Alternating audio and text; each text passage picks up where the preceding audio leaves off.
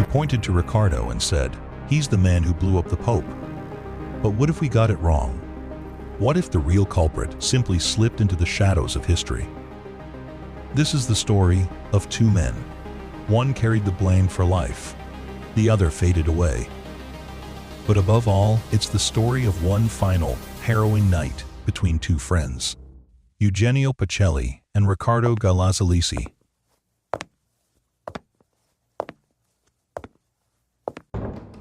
Dr. Arrest Nuzzi arrives at Castel Gandolfo with the confidence of a prophet.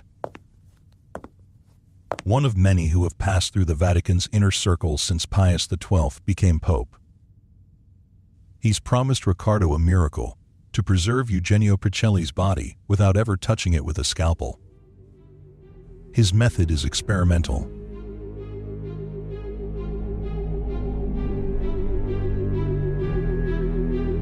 Essentially, that's how Nuzzi describes his method.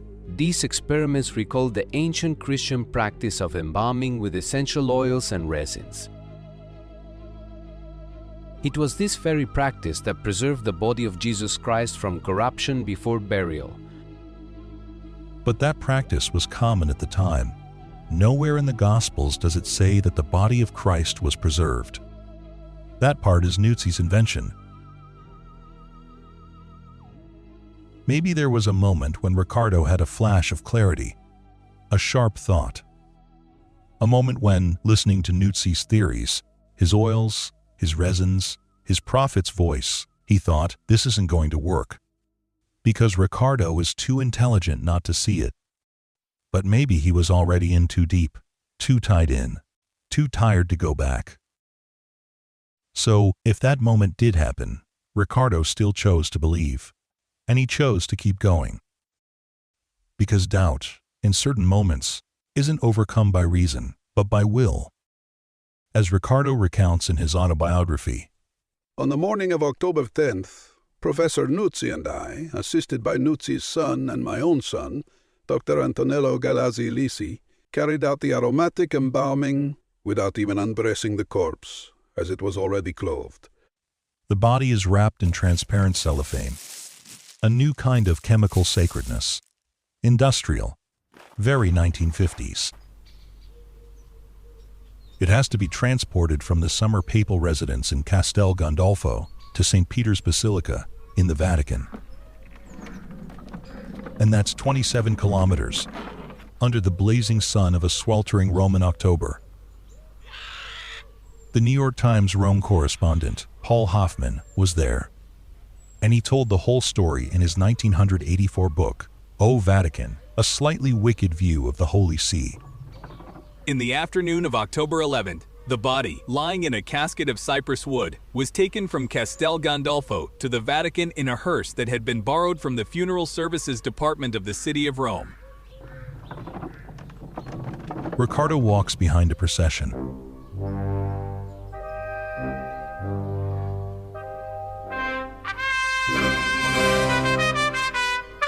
In the hearse, Nuzzi's method triggers its reaction. The resins, instead of preserving, are fermenting.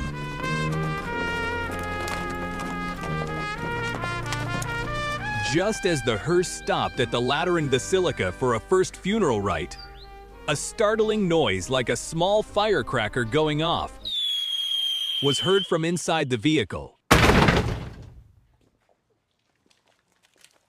A process of fermentation, favored by the temperature of one of Rome's warm autumn days, had burst open the Pope's casket. It's not the heat, and it's not bad luck. It's Nuzzi's faulty chemistry. He turned the body into a chemical bomb. The bewildered clergy of the Lateran rushed through their ceremony.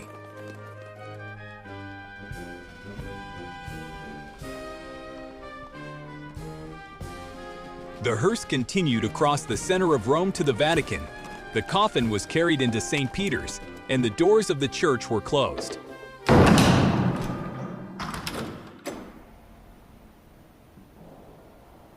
That night, in the empty basilica, Riccardo understands everything. Nuzzi was wrong. He experimented badly on the Pope's body. And now, something must be done before it's too late. As Corriere della Sera reports, That night, therefore, Professor Galazzolisi, accompanied by the two assistants, went to St. Peter's and continued applying to the body the preservation method associated with his name, a completely new method, through a process we might roughly call aromatic osmosis. It was nearly dawn when the doctors, escorted by the Palatine Guards, left St. Peter's, having completed the new phase of preservation of the august remains, in preparation for the exposition of the sacred body scheduled for 7 o'clock.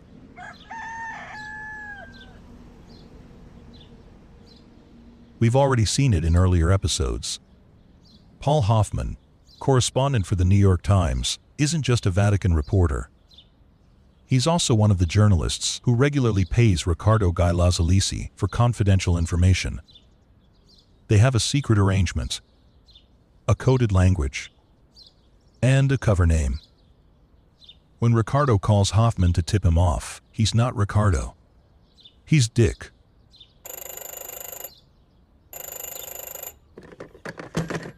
And about 7 a.m. on October 12th, the long familiar voice called me in home and said imperturbably, This is Dick. It's okay. I've been working on him all night and he can be shown now. At roughly the same time, the doors of St. Peter swung open and the first mourners and curiosity seekers started shuffling past the bier on which Pius XII was lying in state.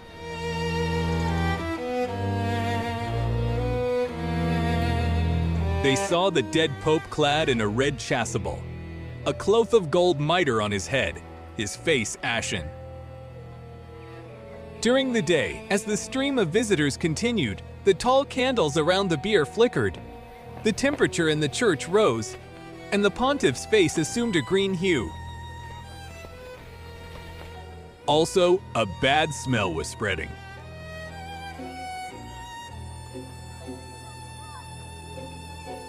The Palatine Guards keeping watch over the body faint at regular intervals. After bursting open in front of the Lateran Basilica, Eugenio's body is now in a state of unstoppable decomposition. The basilica was closed at dusk, and the archiator and his assistant Nuzzi went to work once more.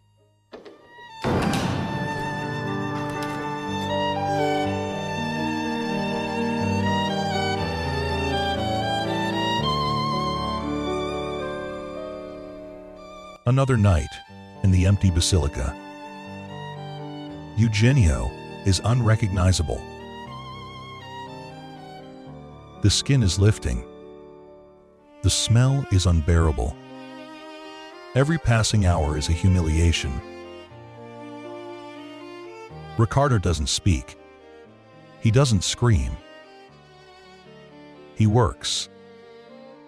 They use cloths, resins, poultices of oil and powder. Riccardo handles his friend's face and tries to rebuild it. But this isn't medicine. It's restoration. It's despair.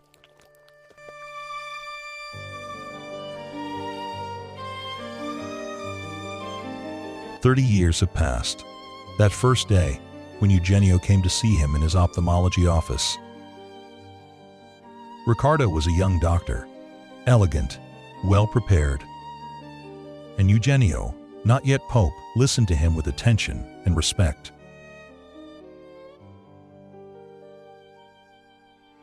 Here he is now, holding in his hands the ruined face of the man he served all his life. And he knows it's over. This is goodbye.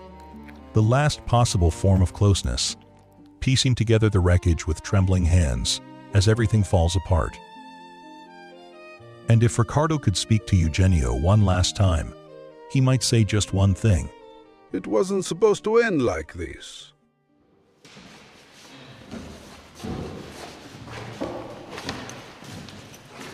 The next morning, Pius XII's face again looked a disconcerting gray. Nuzzi's method has completely failed. During the night, Riccardo realized there was nothing more to be done. Together with Nuzzi, He made a wax mask to mercifully cover Eugenio's face. The coffin was closed, sealed in a leaden casket, and ceremonially placed in a tomb in the grottos underneath St. Peter's. The dismay of Vatican dignitaries and other people who had seen the dead pontiff's body deteriorate by the hour was reflected in the newspapers. Oreste Nuzzi disappears right after the funeral. He returns to Benevento, and no one comes looking for him. No one asks him to answer for anything. The big target is Riccardo Galazzolisi, the archiator, the man who spent 30 years being photographed next to Pius XII. Nuzzi will die forgotten, taking his truth with him, which is that this podcast should have been called Oreste, the man who blew up the Pope. But history doesn't work like that. It wants familiar faces and famous culprits, and Riccardo is perfect for the part. In the end, Riccardo's guilt was the same as his friend Eugenio's. He trusted a doctor. He believed that man would be his stage for one final moment of glory, one last turn in the international spotlight. In his autobiography, he won't write a word about the tragedy of those nights, as if the embalming had gone perfectly well. He'll say only, "The unspeakable nervous tension I had been under for several days had come to an end. I was physically drained, unable to think, and unable to weep over the irretrievable loss." A man unable to weep.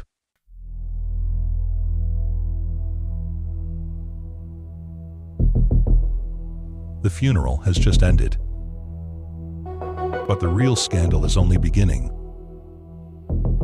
The French tabloid Paris Match publishes a devastating document, an hour-by-hour account of Eugenio Pacelli's final days.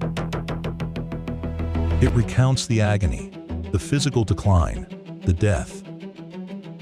Next to the diary, like a punch to the face, a photograph taken in secret.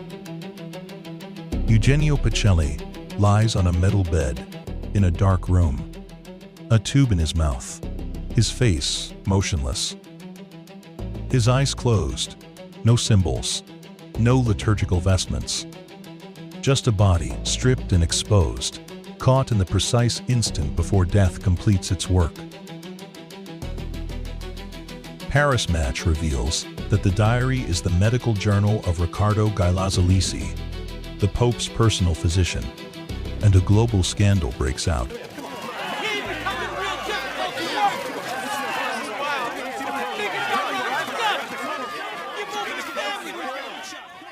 October 18th.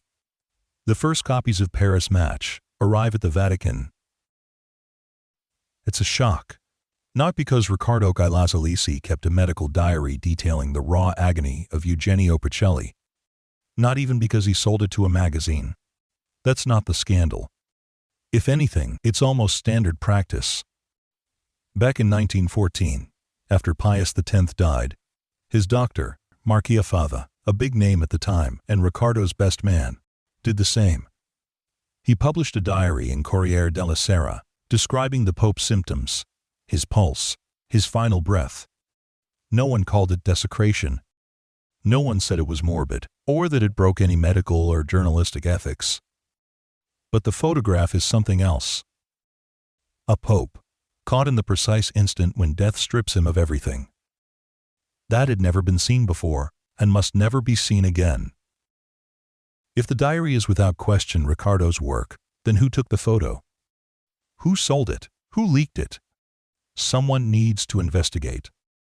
The Vatican is in a state of panic. They no longer trust anyone, so they turn to the best private investigator in Europe, who also happens to be the most unlikely, the legendary Tom Ponzi.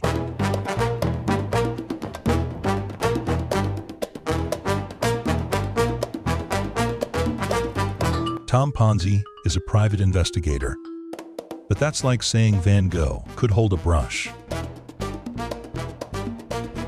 Ex-paratrooper, founder of Tom Ponzi Investigations, the first and most iconic private detective in Italian history.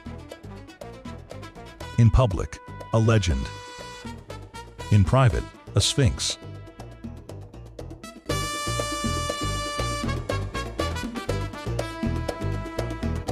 He worked for Fiat, Ferrari, and major banks.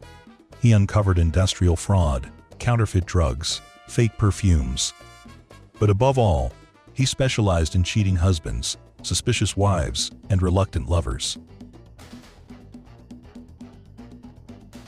This is a case about which Tom maintains Massimo Riservo, a security classification so tight it makes top secret look like a for immediate general release stamp on a press handout.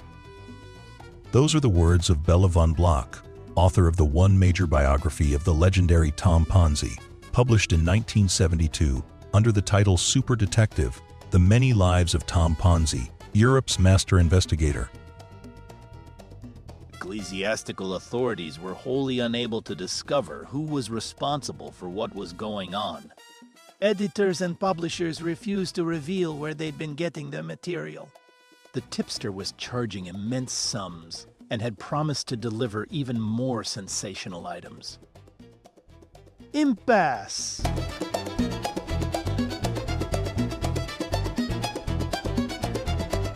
Riccardo got in touch with Tom Ponzi. If word got out that the Vatican needed a private detective to put its house in order, the Catholic Church might well be in for ridicule and worse. So Tom Ponzi starts investigating. As we saw in earlier episodes, the photographer Luigi Felici was in the room where Eugenio lay dying. According to the journalist Bartoloni, Felici had a secret deal with the Associated Press. C'era Associated Press che certamente aveva un accordo con Felici. Il fotografo Felici. The Associated Press certainly had a deal with Felici.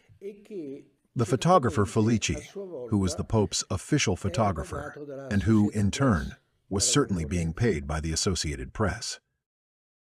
We also know that Father Hendrik, the librarian at Castel Gandolfo, left a precise account. I sent away the photographer Felici, who had tried to take pictures of the dying Pope. So we know that at the Pope's deathbed there was a man with a camera around his neck. A professional, simply doing his job. And yet, the investigation led by the great detective Tom Ponzi points elsewhere. Even though Bela von Bloch never reveals the culprit, the facts and their immediate consequences speak for themselves. One morning, Riccardo, no longer archiateur, but still head of Vatican Health Services, goes to the office as usual. The guards stop him. They tell him he's never to set foot inside again. They accuse him of revealing sordid details about the Pope, and above all, of taking the photograph in secret and selling everything for money. The New York Times publishes an article by Paul Hoffman featuring a statement from Riccardo. I feel completely at peace with my conscience, because I didn't violate any professional confidence. Medical confidentiality ends with the death of the patient. The criticism comes from jealous colleagues who are resentful they hadn't been asked to consult. The scandal spirals out of control. The Italian Prime Minister, Amintore Fanfani, is furious. As a devout Catholic, he cannot accept that the Pope's body has become a public spectacle. He summons the Minister of Justice and tasks him with determining whether Riccardo Galazzolisi has broken state law. The Italian Minister of Health, Vincenzo Minaldi, is a doctor himself, and he doesn't mince words. He speaks of profanation. He says he feels humiliated as a professional, as a believer, and as a man. To describe Riccardo's conduct, he uses a word no politician today would dare utter. Sacrilegious. The Medical Association opens disciplinary proceedings against Riccardo, aiming to strip him of his right to practice medicine. Riccardo asks to see the evidence against him, but the Medical Association shows him only newspaper clippings, letters, and informal notes. The few witness statements, none of them signed, confirm that Riccardo handed over the medical diary. But none mention the photograph. With such scant evidence, Riccardo has every reason to believe he can prove his case. And on November 23rd, he gives a scathing interview to Corriere della Sera. I don't understand what I'm being accused of. I simply reported facts that were already known 10 days after the Pope's death. Pius XII was a great Pope, and it's hard to believe I could have served him for 30 years if he hadn't been able to rely on my complete discretion. But it was too late for any defense. The verdict was already written before the trial even began. In the corridors of power, private salons, and newsrooms around the world, Riccardo Galazzolisi was already the man who had profaned the Pope's image. On December 12, 1958, the Medical Association issues its verdict: expulsion. For the first time in almost 40 years, Riccardo was no longer a doctor.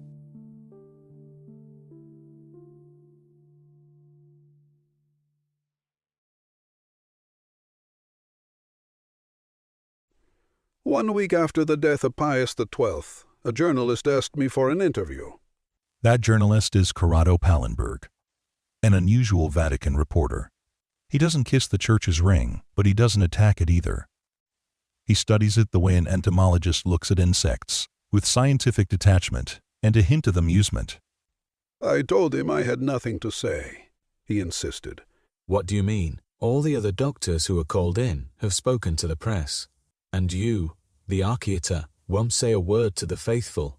I had a small notepad with me, on which I had written, in pencil, the hour-by-hour progression of symptoms and the various treatments administered during the Pope's final days. Exhausted by grief and fatigue, I showed it to that persistent journalist and saw nothing wrong with him copying its contents.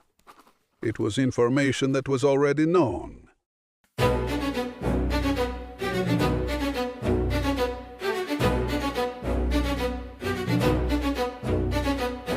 This is where something happens that no one expected. Something that, to this day, has remained unknown, because it comes from court documents buried in the Italian state archives, which we are revealing here for the very first time. Riccardo, having already been struck off, files an appeal. And before the commission, he presents a witness, Corrado Pallenberg. The journalist signs a statement. He says Riccardo never sold the diary and never received a single cent. It was Pallenberg who handled the contact with the newspapers. And he also says the infamous photographs of Eugenio Pacelli as he lay dying didn't come from Riccardo. Pallenberg had obtained them, but from other sources.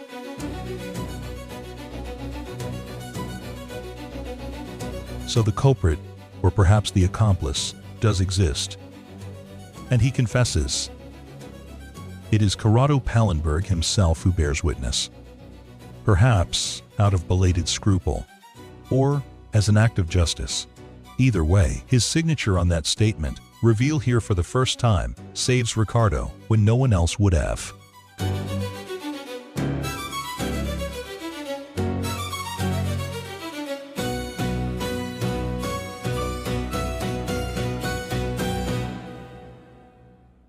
On April 29, 1959, the expulsion is overturned for lack of any legal basis. No evidence is found against him, and Riccardo is acquitted. The ruling allows for a new disciplinary hearing, this time properly handled, but the Medical Association never revisits the case.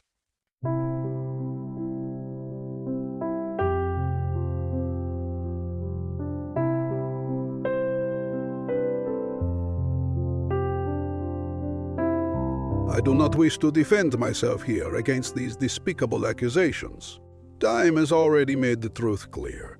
So writes Riccardo in his melancholy autobiography. I will follow, even now, the instruction the Holy Father once gave me on another occasion, years ago, that had already brought attacks upon me. The instruction to remain silent. We can only imagine what that earlier occasion might have been, years earlier, when he came under attack. Most likely, the case of Loma Montesi's death. Justifying yourself against slander. He told me, in all his wisdom. Means lowering yourself to the slander. It only serves to fuel the controversy. Riccardo's final years are a long agony. Above all, the agony of his dignity. Though he is acquitted, to the world he remains the traitor, the man who sold the Pope on his deathbed, the wretch, the Judas.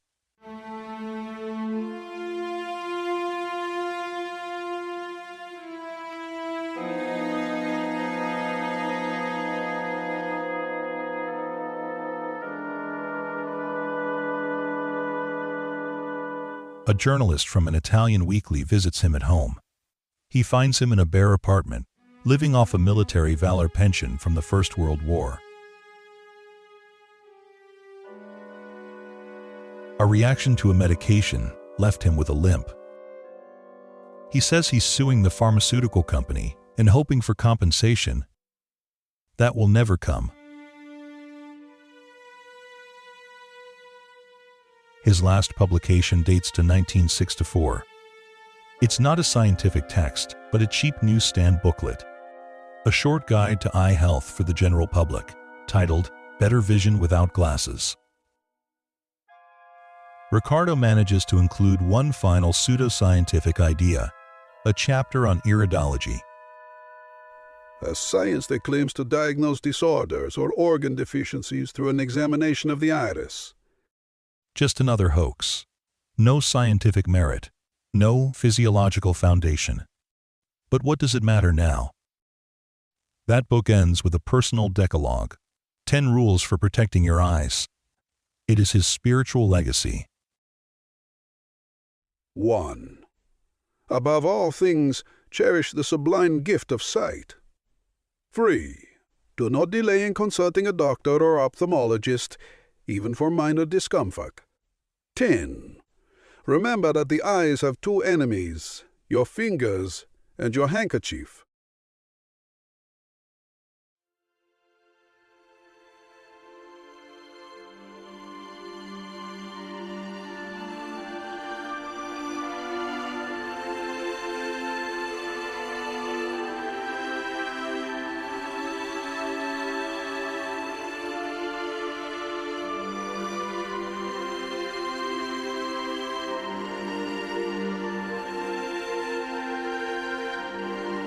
On November 16, 1968, Riccardo Galazzolisi dies of cardiac arrest in his home on Via Valdano. The obituary in Corriere della Sera describes it as a respectably middle-class home, but its furniture had been seized by the tax authorities over a debt of about 20 million lire. Nearly 200,000 euros today. He'd had a persistent case of asthma and other age-related ailments. He was 77.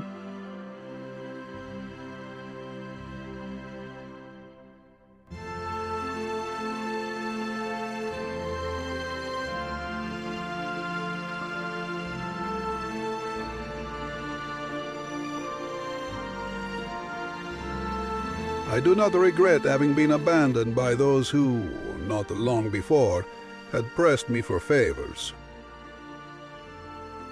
As for me, incapable of hatred or revenge, I have long reflected on the vanity of worldly things, and on the goodness in people. I only wish to pay tribute to the one to whom I had given my affectionate and devoted service. The one I served closely for many years, with admiration and reverence. I lived in both the shadow and the light of the great pontiff, who chose to honor me with his trust and friendship.